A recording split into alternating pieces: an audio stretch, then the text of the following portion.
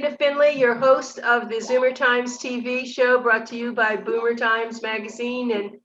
And we have a very, very high noted celebrity guest. We're very fortunate to have Darwin Porter, who calls in from Staten Island, to tell us all the things that we can't read about. Only he knows about a lot of these things he's written.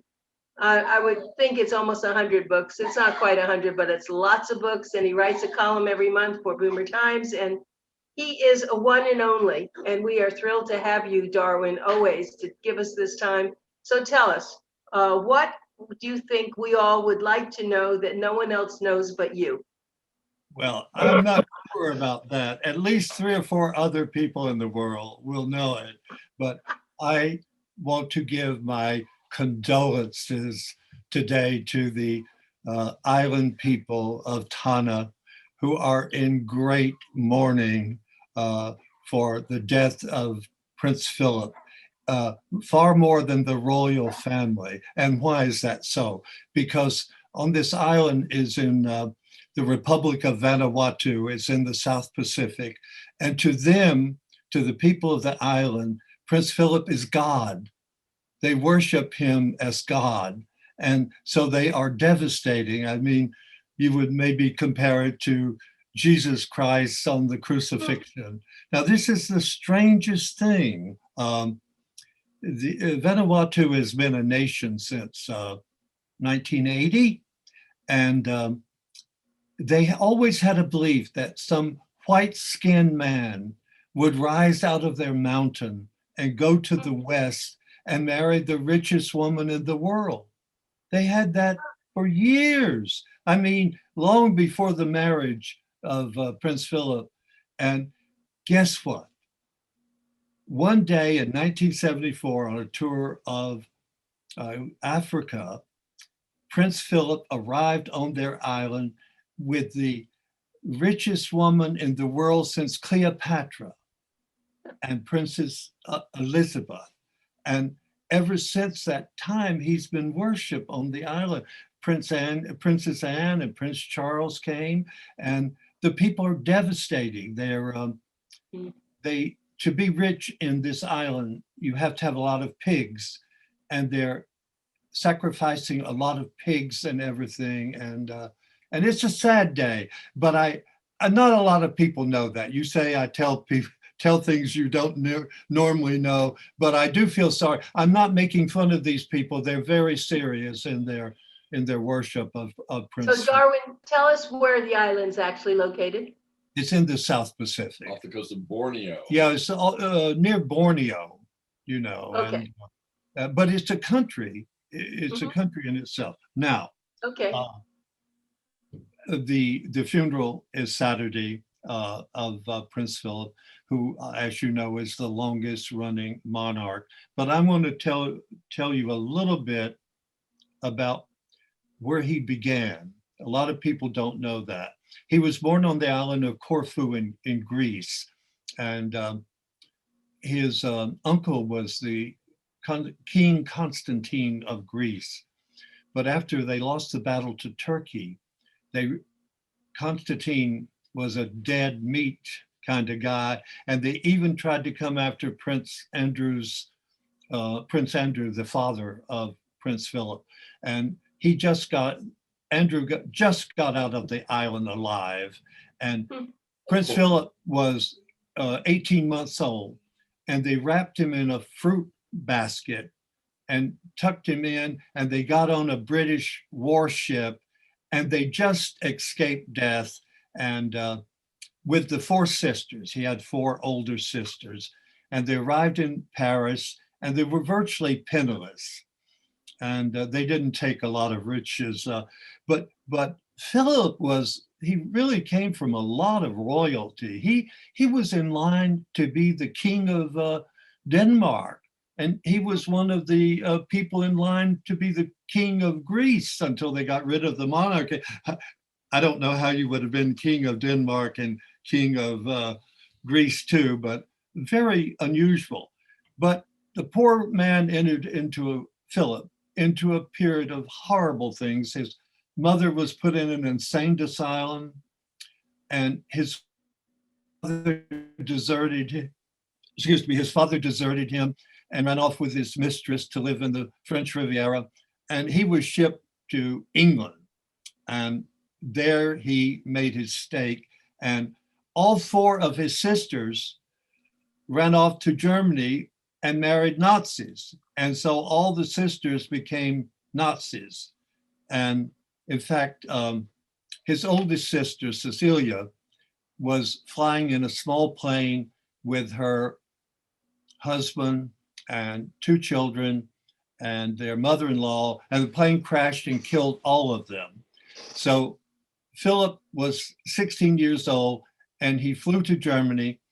And what is unusual, here's a 16-year-old boy and there are Nazi flags all over the place.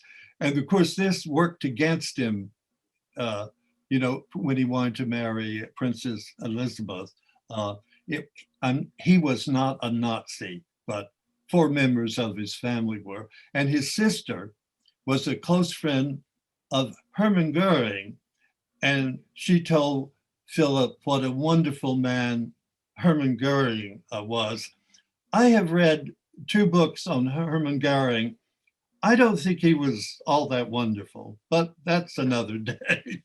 And so he got back and he was taken in by his great uncle, Lord Mountbatten, and Lord Mountbatten wanted to be in a power position in England. And he came up with the idea that he should really get to know Elizabeth because she would fall for him. He was a handsome Navy cadet. He had had 36 affairs, at least with women. And he was also, in the Navy, he was bothered by homosexuals because they had communal showers. And when he went to take a communal shower, there was a stampede. And so he told these young men, look, but don't touch. So he was what we now call also a babe magnet. I mean, you've seen pictures of him. He was a very good looking man and a real catch, but he didn't have any money. Meaning Lord Mountbatten had his suits altered, so he was wearing hand-me-down suits. So he was at Dartmouth College, the naval college there, and the royal family came, and Elizabeth was 13 years old, and Philip was 18. And Lord Mountbatten had told him, make a play now. You got to really turn on your German, Danish, whatever, some Russian in their charm, and he did. And Elizabeth later told people, I fell in love with him that day. He was the most gorgeous thing I've ever seen. No other man on the planet will make me fall in love with him. And of course, she was a bit young at that age, but they continued to see each other. I don't mean sexually. I mean, he wrote her, he was usually, shipped off somewhere because he was in the Navy. And then they decided to get married in 1946. And there were a lot of objections. First, the Nazi tie-in, Nazi Hermann Goering would be leading his Luftwaffe over London, this nice man bombing them. So many people in England opposed the marriage. And also the prince wanted to use his name, the House of Mountbatten, and Churchill intervened.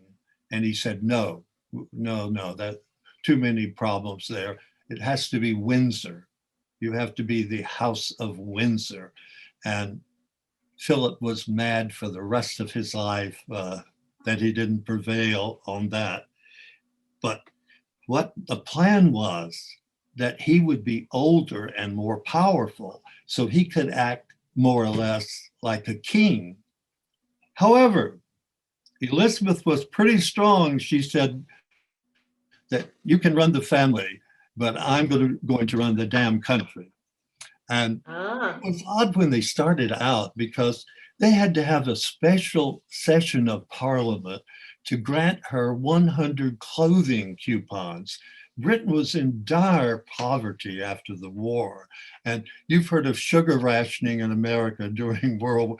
Well, clothing was rationed. So they had to have a dispensation to get her honeymoon outfit. I know this sounds crazy. She's the Queen of England, worrying about clothing. She made up for it later. And then they did get married. Queen Mary was still alive, and Queen Elizabeth's grandmother, and she hated Philip. And when he was made the Duke. excuse me, why did she hate Philip? Well, she thought he was a Nazi. She thought he was an opportunistic. The word was out that he was, shall we say, exercising erotic delights every night and would never be. Probably not liable to be faithful. Oh, yeah. Well, what I was going to say, they said he will never be faithful. You will have to, that's is in his personality, and you will just have to share him with others. And of course, that turned out to be true. And she wouldn't want to use the word duke, so she called him that damn Edinburgh. Really? Yes. And the Queen Mother was also opposed. She said she wanted her daughter to marry some nice lord, like Lord of something. And so Elizabeth said, I will, in addition to the Duke of Edinburgh, I will also make him Baron of Greenwich. And therefore he had that title all of his life. Now, wow, are you still with me? Oh, I'm sitting on the edge of my seat. They went to Malta.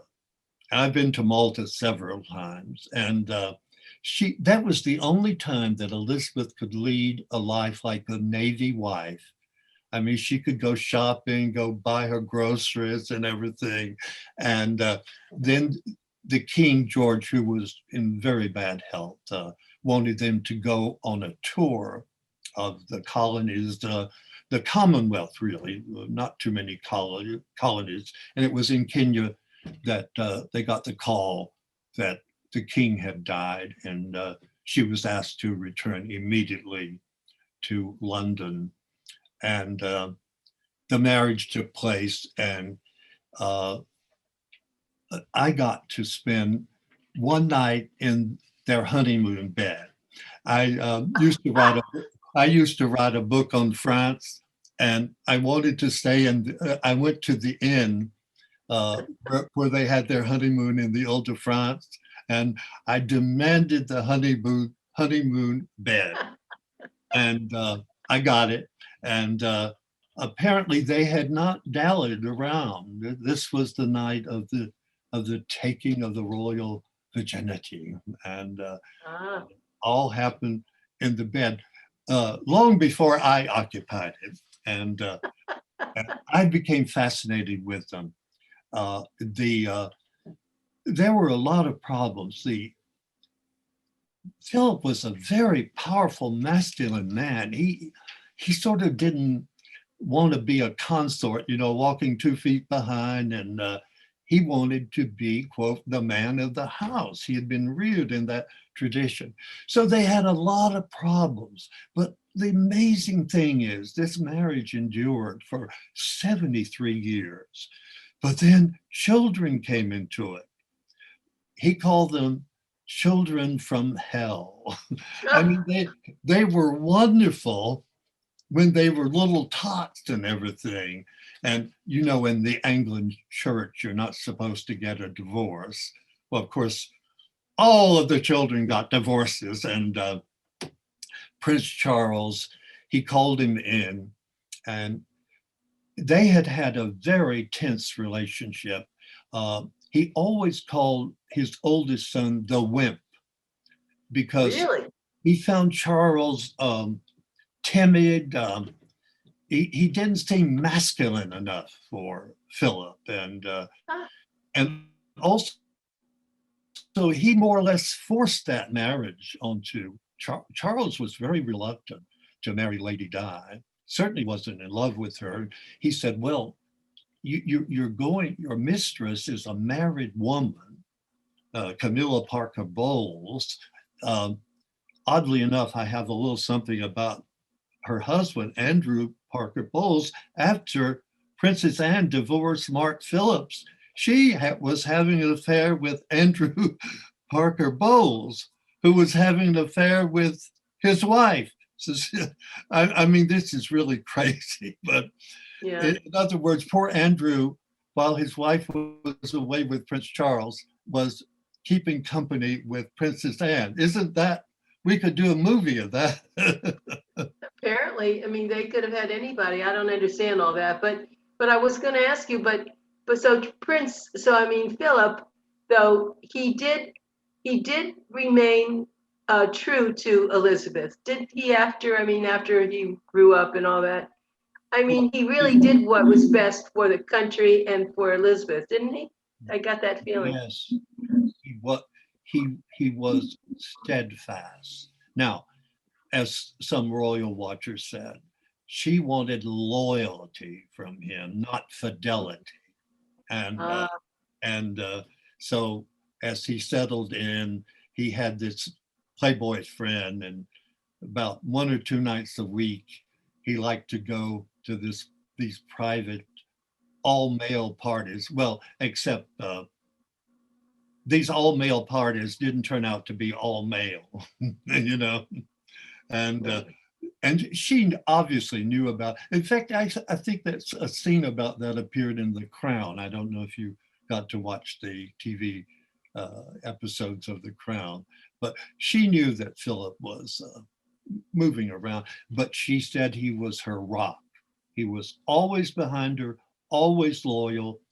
I mean, it wasn't necessarily a happy time. I mean, once he disappeared for 4 months, touring the world on the royal yacht, and there were a lot of rumors. And then the children began to cause him trouble. He had urged that marriage with Lady Di, and then it didn't work out. He didn't want them to get a divorce. He tried to tell her that in the royal houses, the queen always allows the man to go and have mistresses on the side. This is what the queens throughout British history had done, but Diana was raising a stink, and then she started to have her own affairs. And then Princess Anne came along in 1950, and at last he found a macho woman, and she turned out to be a great equestrian, and she liked sports, and he said, well, this is the son I really I really wanted. But he got Anne, and then of course she got a divorce too, and suddenly they're setting up a pattern of getting a divorce. And then came his favorite son, Andrew, who turned out to be the worst disaster of all. exactly. Exactly. But not at first. I mean, at first he really admired Andrew. You know, he was athletic. You know, he liked the girls. He did crazy things, though. I have the picture if you want to see it one day. Like he was up in Canada, and there was sort of like a pond or that you could wade across, and he had on bathing trunks, and there were photographers there, and he pulled off all of his bathing trunks and did what the English called the full Monty. No kidding. He did, No he did kidding. things like that Philip said that was not how a royal, and I agree with him. And the Queen didn't like it either. But Andrew would do things like that, and now he's involved in that Epstein scandal. Yeah. Yeah. Now here was sort of a cruel thing. He was notified that he would not be able to attend the 100th anniversary of Prince Philip. Of course, that's 2 months and he died, and we were all hoping he could at least, you know, make the 100th. But I thought it was a little cruel that Andrew would be disinvited to the anniversary of his grandfather. But he is coming to the funeral. No, I He heard won't be going to the funeral? no. He may, but right now the Queen has to rescind the no invite thing. You know, she may at the last minute change her mind because it is his son, you know. But of course, she is very angered at everything. Yeah. I mean, because all these, and now there was one more son, Prince Edward. You don't hear a lot about him, but you will be. He is the new Duke of Edinburgh. He now has been given, he was the Duke of Wessex, but he is now will be the new Duke of Edinburgh. And Oh, really? yes, and but again, Philip was disappointed in Edward. Philip was the commander of the Royal Marines, and he sent Edward in. And after a few weeks, Edward dropped out.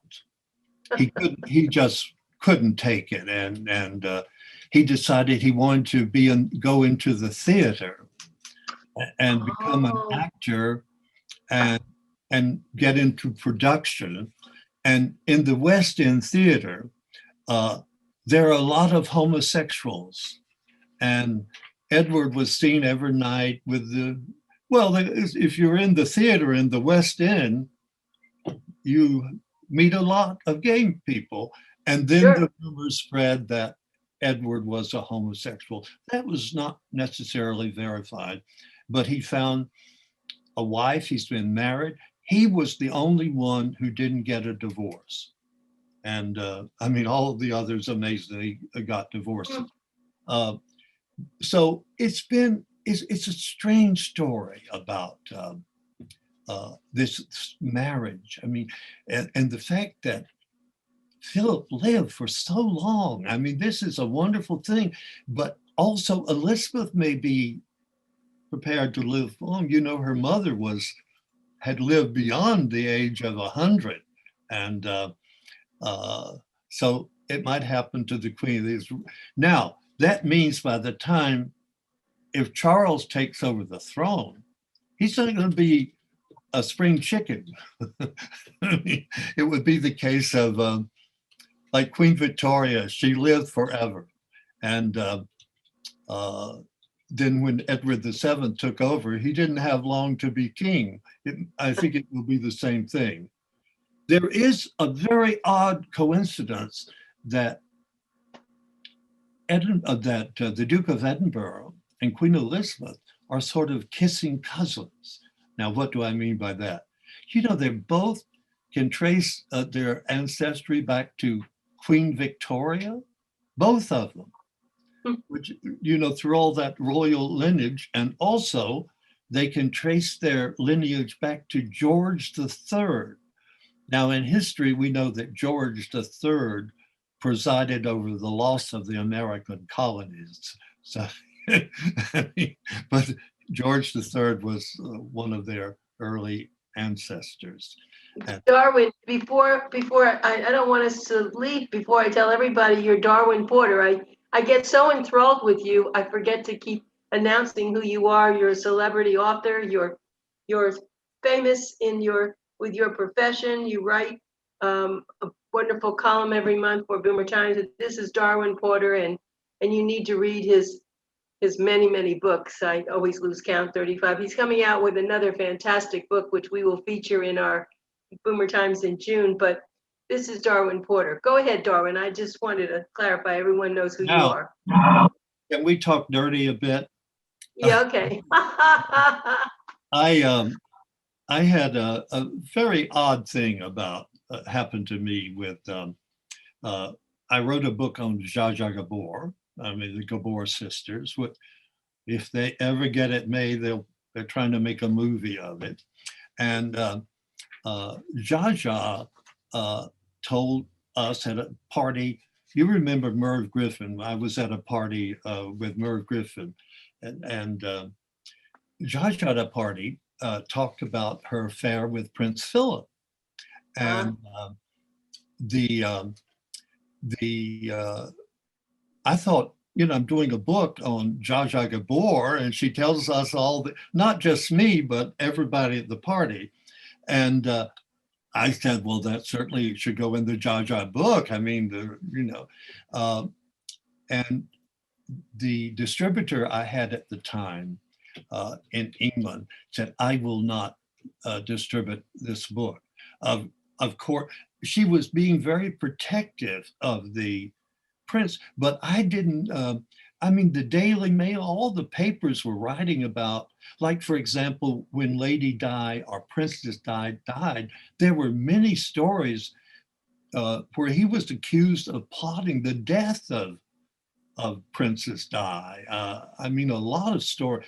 And also people were writing about his outside affairs, but this distributor just said, I will not do it. Of course, in 2 days later, I got another distributor.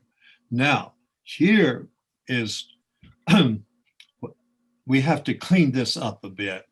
At the party, Merv was sort of goading Zsa Zsa on, and he said that to her, like, now tell us something about the prince. She said, well, he told me a story about that he and Princess Elizabeth never went to bed together until they were married. And that was quite honorable. But Zsa Zsa said, but she got a preview. And Merv said, what do you mean? And he said, Prince Philip unzipped his trousers, took her hand, and reached inside and said, that's what you'll get if you marry me. Now,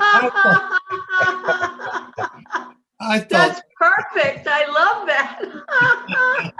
But would you believe in this world, some people object to that? But my goodness. I'm a reporter. I live on stories like that. I think that's a great story. And I guess Elizabeth, she did she ever talk about it? Not a word. Well, actually, in The Crown, she did. Are we going off the air now? Not yet. Okay.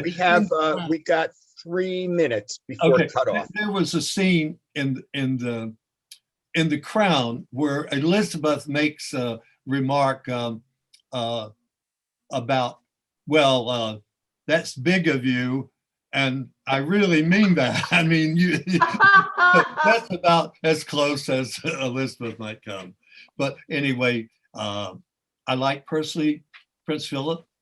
I got to speak to him only 3 times in my life. One at a reception in Scotland, where I used to write a book on Scotland. I used to write a book on everything. And I found him utterly charming, a wonderful man. But we have to be fast here.